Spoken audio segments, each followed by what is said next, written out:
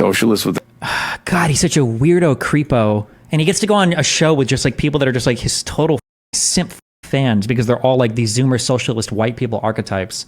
I hate people. Only for you. Yeah. No, I mean, I actually do spoke to debate. you in 2021 about the Sam Cedar, Stephen Crowder debate and like how stupid it was. Yeah.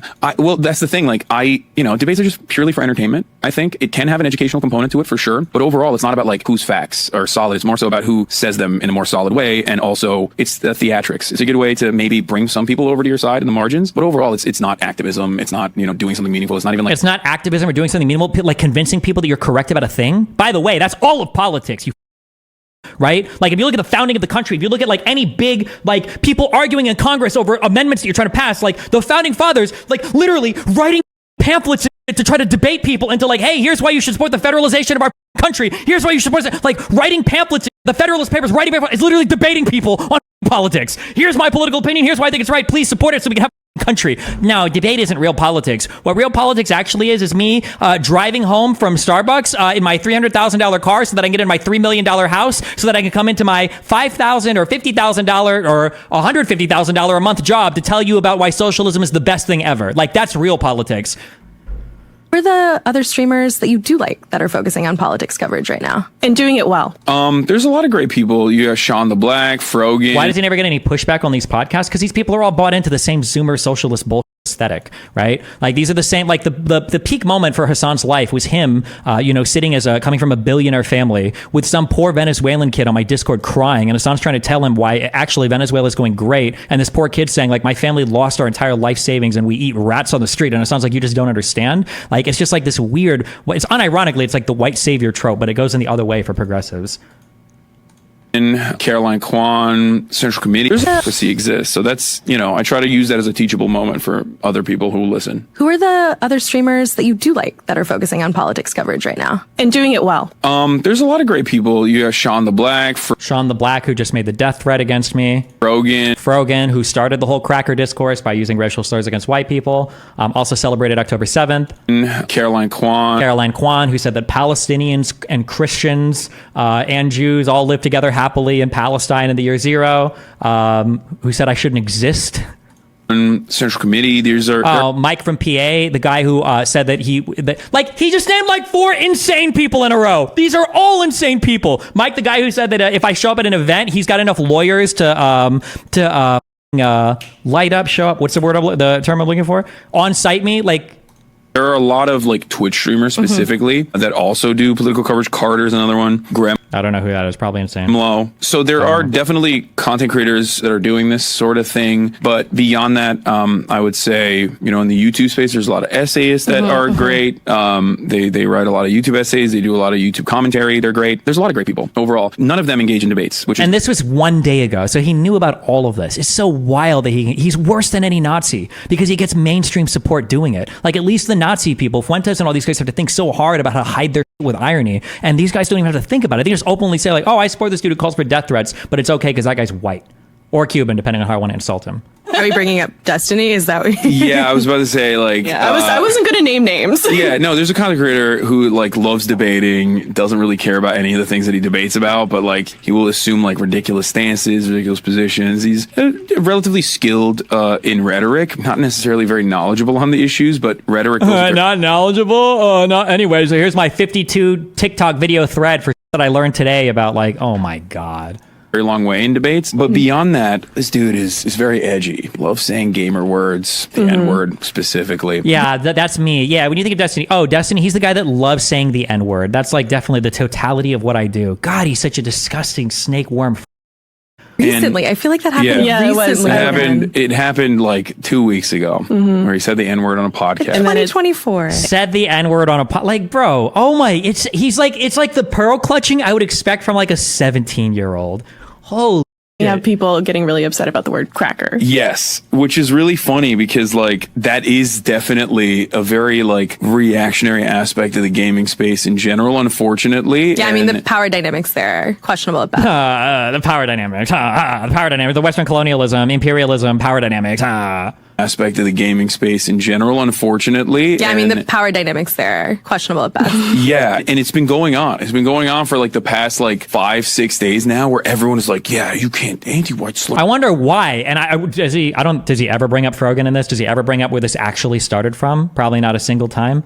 Wired also, and the people on this podcast that didn't do any homework before letting him come on and spew this shit as well. I understand if you're like vapid fans, but like you should do at least like the bare minimum of work before you collect your, whatever fucking bull ass paycheck you get for that. You probably don't even need. Mom and dad are rich anyway. These Slurs are unacceptable. What do you mean? Like, you don't care about anti-white racism? And I use that as an opportunity to try to explain to people like the etymology of the word. The etymology, yeah. We talk about anti-white racism. Let me tell you why it's okay to be racist against white people, because of the etymology. This is like the weaponization of wokeness at its like peak. This is peak weaponizing these topics or these concepts. And like the power dynamics and the history of chattel slavery. So it's not just like drama per se. It's not just me being like, that guy says the N-word. You're listening to a guy who says the N-word, and I don't hear you criticizing him saying the N-word. You left that off, but then you spend a ridiculous amount of time talking about how dangerous it is to make anti-white racism permissible. I mean, all three of us are white in this room. It's laughable, right? It's a laughable thing to be like, someone called me a cracker. Oh no. I've been called so many worse things. Exactly. Destiny poison Hasan's well when you come to podcast too? No, I don't, and you're permabanned for even implying that. I have gone so above and beyond when I go on shows. I have gone so far in these shows, I'm like, like I don't agree with this, whatever, but they're really good at networking, or Hasan does a lot of work, he streams a lot. Until now, I don't anymore now. I don't, and I haven't as of a week ago, and I won't, just because of morons like you. I will not ever, ever, ever give these people credit anymore, you fucking loser. I always give people credit, even when I hate them, even when I don't agree with them, and I've always given Hasan credit for it. Networking really well and doing a lot of work, because he puts in the hours, and he does.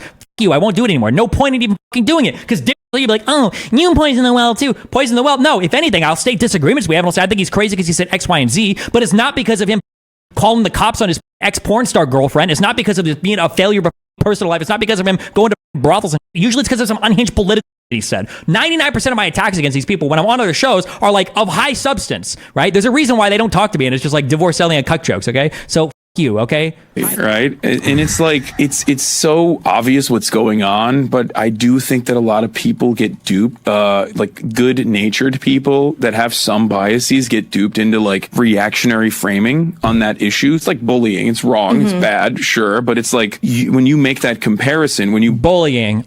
So saying a slur to nobody or at whatever, that's bullying, but calling somebody a racial slur if they're white, that's not bullying.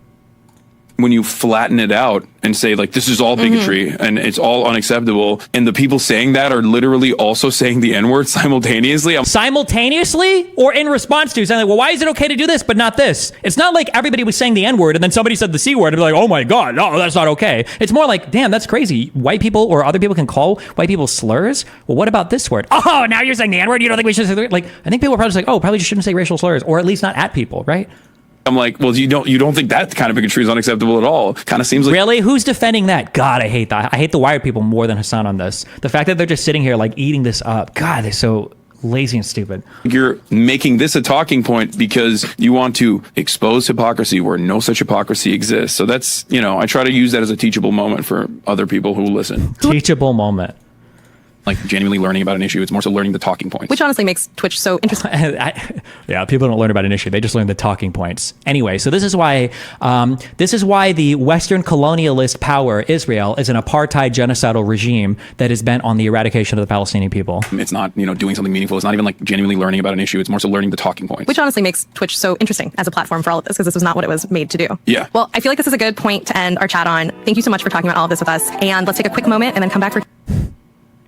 I love how he always pretends he is some kind of Zen-like balanced teacher on these shows when he just screams ad hom hatred of people who don't align 100% with him. Teachable moment. Yeah, teachable moment.